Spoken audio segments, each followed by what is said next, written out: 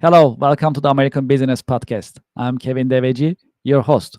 Today we have John Cozy with us from Onshore Funding. So let's welcome John to our virtual stage. But if we can, all right, that's great. Hello, John. Hello, Kevin. Thank you for inviting me today.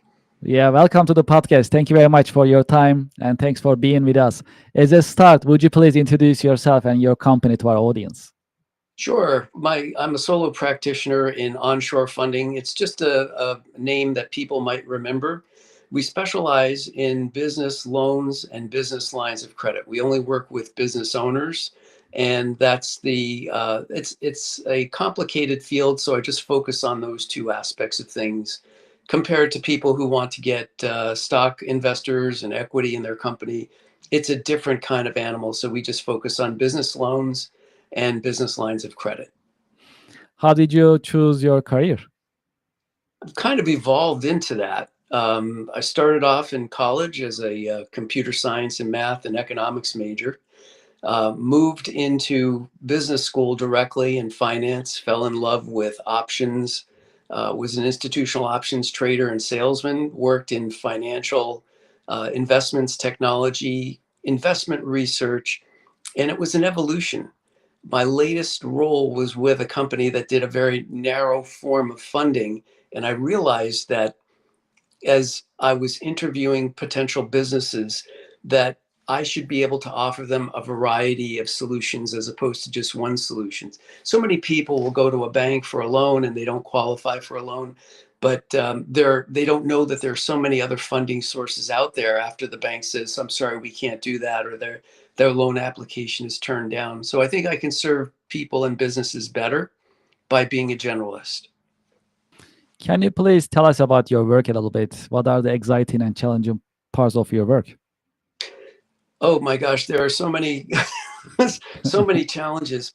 Usually, a business comes to me, to folks when they're already in trouble and they're in a hurry and they needed the money yesterday.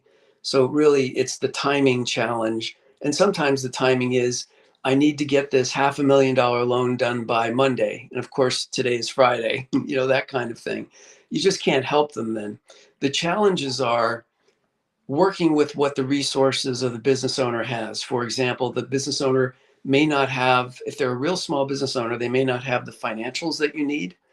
The business owner might overstate their personal credit score. And you say, why would a personal credit score, a FICO score, be important in a business? Well, business lenders have found out that the business is likely to pay off a loan if the business owner is a good financial steward of his own personal finances. And that's why FICO scores are important. And what I say is that a challenge. Sometimes people will tell me they have a 700 credit score and they have a 600 credit score. And that all depends on how they get funded. So my job is to take what they have and put it to the right funder and not waste anybody's time. Because of the nature of your business, you work with many different small businesses. Oh So gosh. in your in your experience, I'm sure you meet with many of them from different industries, different sizes. So what are the typical challenges that you see in small businesses in terms of funding, capital management, based on your professional Sure. observation? The funding ranges from startups to businesses that have been around for a long time. But the big challenge for a small business is that, number one, they are a startup and they haven't been around for a while. So they would need to go to an SBA loan, but you have to have a certain credit score to get an SBA loan. But there are some banks that don't fund startups. I have non-bank lenders in the SBA world that will fund startups. Some businesses don't make enough money to qualify for some funders. Some funders used to want to see at least 10,000 a month in sales. Now they want to see 30,000 a month in sales. So those are the typical challenges, is that they're too new or too small. Well, the in terms of the in terms of your professional experience and observation, can you share some success stories, those companies, small businesses that manage capital well, funding well, some success stories if possible? We don't have to have the company name, but just some examples will be great. Yeah, I would say this. I don't expect any small business to be good at financing and financial stewardship because the owners are good at what they do and they're trying to run their business from day to day. So they have to rely on others. And I have relationships with a couple of CPA firms that are good financial stewards, and they know to come to me. For example, I'm working one advisor alone has a few different clients who will at some point in time want to sell their business or buy a new business or have a key employee buy the business. They know enough to ask an expert. Now, we think about lawyers. We don't have law degrees. We go to a lawyer if we need legal advice. We go to an accountant if we need bookkeeping and financials. We go to a commercial banker if we can get a commercial loan. Um, in the commercial lending space, you need to go to somebody who knows that space because those other three players know what they don't know what they don't know, and they come to me with referrals for their clients because I work in this space all the time. This is such a loans and where we are now. It's May of 2025, and there's a lot of uncertainty about the economy. Lenders are becoming more stringent in their lending practices. Some of them are restricting certain types or raising the bar for the requirements of their loans. And it's a dynamic environment. So small businesses just need to know that although they could do that by themselves, it would take hours and hours of trial and error. And the question is, do you really want to do that? Or do you want to use someone who is more familiar with the space to guide you along? I like us to talk about a little bit of AI, if possible. That's a popular subject. Some businesses implement AI practices, some technologies in their Yep. own trades, own businesses. Uh, what is your take in terms of AI and how AI is changing or will be changing business, and what type of changes it may bring to your industry? Sure. And I'll say it this way. There have been a couple of times in my life where I've seen something. I said, I don't really understand this, but I think people that do are going to make a ton of money. And I think it's the same thing in the AI space. The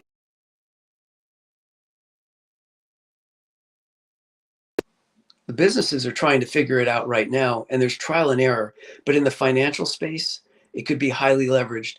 If anybody goes online to inquire about a loan, they're going to say, hey, I'm your AI virtual assistant. Can I help you? Or what the lenders are trying to do is saying, we know what kind of lender we want at different price points. So you put in this information, and then we're going to put you into what we call in the industry a box. And that box is where you're able to borrow or not borrow in certain products. So AI is in its infant stages. It's trial and error.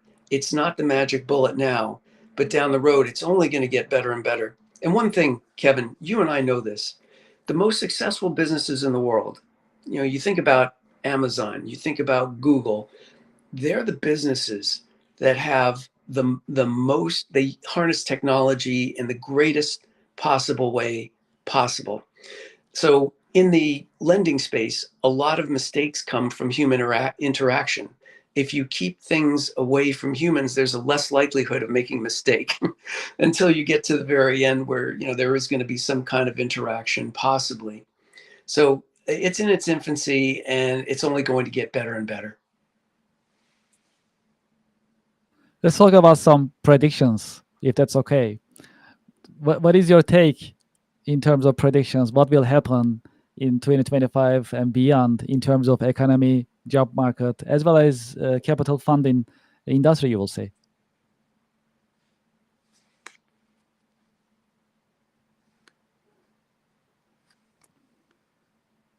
John? All right, looks like, let's see. John, can you hear me?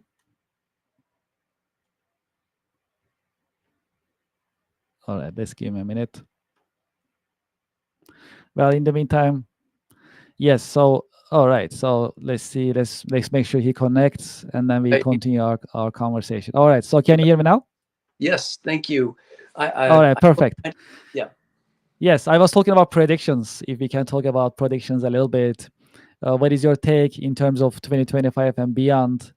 in terms of economy, job market, and a capital funding industry in general? Well, there are four areas where their impact is going to affect how the industry goes, and that is number one, the tariff situation. We don't know how that's going to affect the economy or other economies around the world. Number two, inflation. Because of tariffs, what will that impact the cost of anything we purchase today, and really everything we purchase today? Then the economy. Of course, the economy is impacted by both the tariffs and inflation, and then the geopolitical risks that are out there. So this is an area of heightened uncertainty. The businesses that I see, and I have to say this, and this is early May of 2025, okay? Since the beginning of the year, there's been a little bit of a slow start, but then an immediacy for businesses looking to refund expensive debt. They want to acquire capital so they could fill big orders. We call that purchase order funding. So there are purchase order funding, and if somebody gets a $20 million order for, over the next 3 years, how am I going to pay for the materials on that? Well, I have funders that are going to help that. Or I have an asset, I have a building. I could pledge that and get some working capital. So the question is, they know that they need something, they might have something. And those are the conversations we have. And if there is uncertainty, my job is to give the business owner clarity or more clarity to make a decision either way. So we're either going to do that or we're not going to do that. I like to shift the conversation towards your career journey. In your career journey, have you had any role models? Do you have any role models that you can share with our audience? I would say that, like anything, there's probably never a single role model that does everything right. In my faith, that's only one person. So I would say there are people who contributed to it. The first person I really, really admired was someone who was my sales manager, who saw the work that I did, who had the vision. The people who are the best role models are people of good character, and you can define character any way you want. But they had a vision and they walked the walk. They actually did what they said. And when they didn't believe something, my manager had a major disagreement with the path my company was going down with the owner of the company. He ended up resigning and he went to another company and he was successful at that company. So it's those people who will resonate with you as a young person, as a business owner, where you can learn from what they're doing or apply that to your personal life and your business life. And it's really hard to distinguish the two. So we will take bits and pieces of that along our journey. How about some lessons learned? You have decades of experience, professional experience. So in your career journey, can you share some of the lessons learned with our audience, that things that you learned that you never thought about before in your earlier years of your career, but then you learn and then it made some difference in your career journey? Yeah, I would say that one of the first lessons we learned, and I was part of a big MBA hire from around the country for a major firm at the time, a major Wall Street firm. And the first thing they told the 15 of us, and this was in the early 80s, one of the first thing is, this is a small industry. You don't need to make a lot of friends, but don't make any enemies, which is interesting. And that can be interpreted in many ways because it's a small business. Any business is considered a small world, whether you're working in engineering or law or your section of law. You want to be able to get along with folks and of course, make as many friends as possible. But I would say regarding your network, people don't know this. I didn't know this until like years later.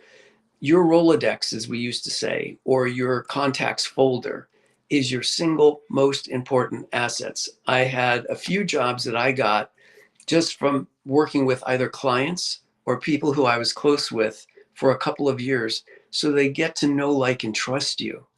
When people know, like, and trust you, they feel that they're happy to either work with you or they're happy to refer you to someone because you're not going to embarrass them or their reputation.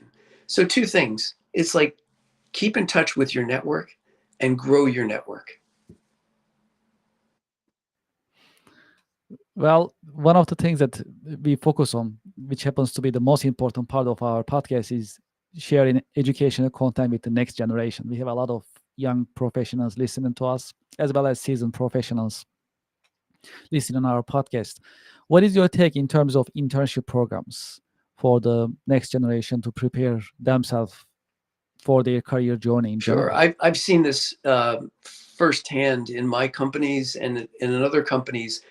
Internships are great for doing two things. Number one, allowing the intern, the student, to understand a little bit more about that company and their industry, even if they're doing supposedly minor work.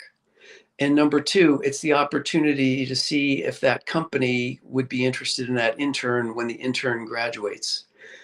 For example, let's say you have a law firm that brings in a few different interns or several different interns, deciding depending on the size of the law firm over the summertime, and that for the interns, if that works out, will end up in a job offer from those firms when they graduate. So you're kind of interviewing for a job at that internship program.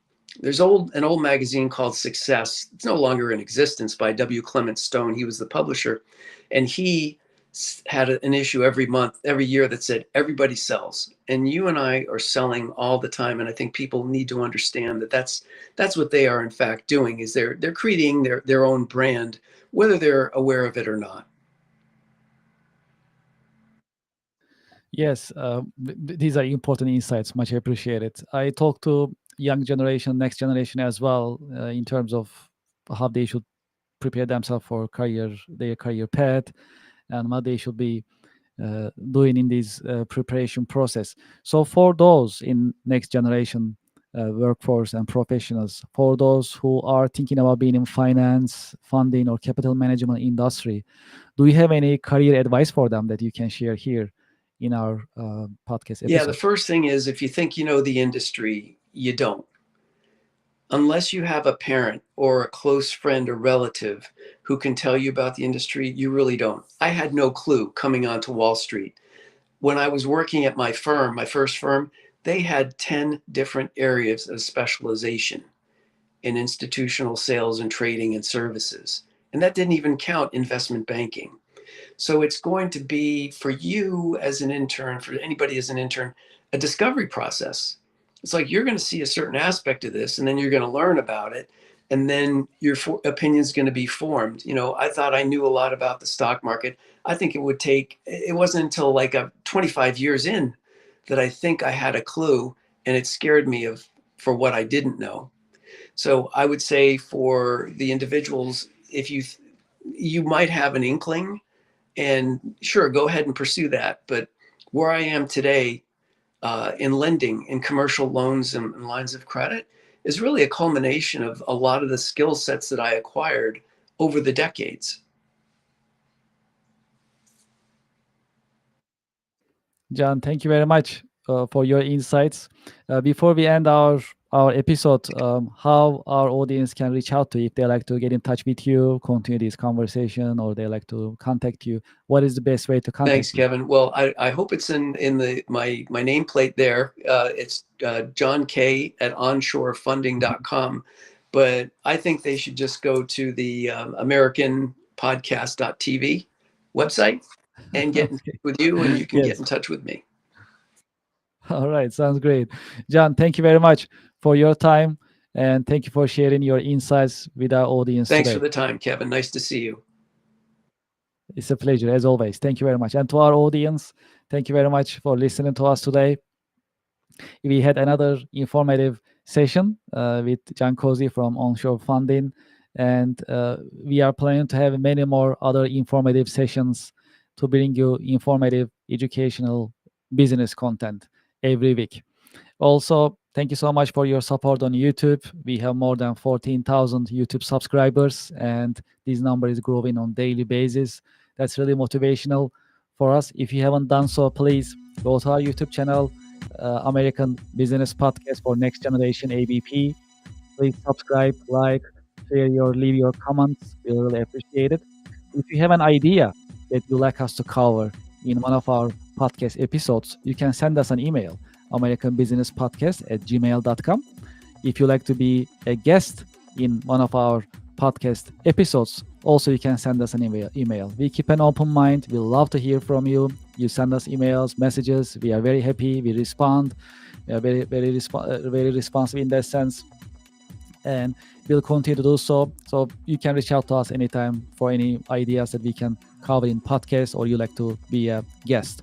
You may be wondering what is coming up next in our podcast episodes. We have a whole list listed in our website. Our official website is www.americanpodcast.tv. You can go to our website. As soon as you log in, you'll see the list of coming episodes that we announce. You'll see what is coming in terms of subjects, who will be our guest.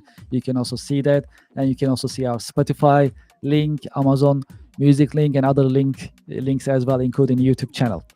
I'd like to thank you for your time and thank you for your interest. Looking forward to seeing you at our coming episodes. Thank you very much.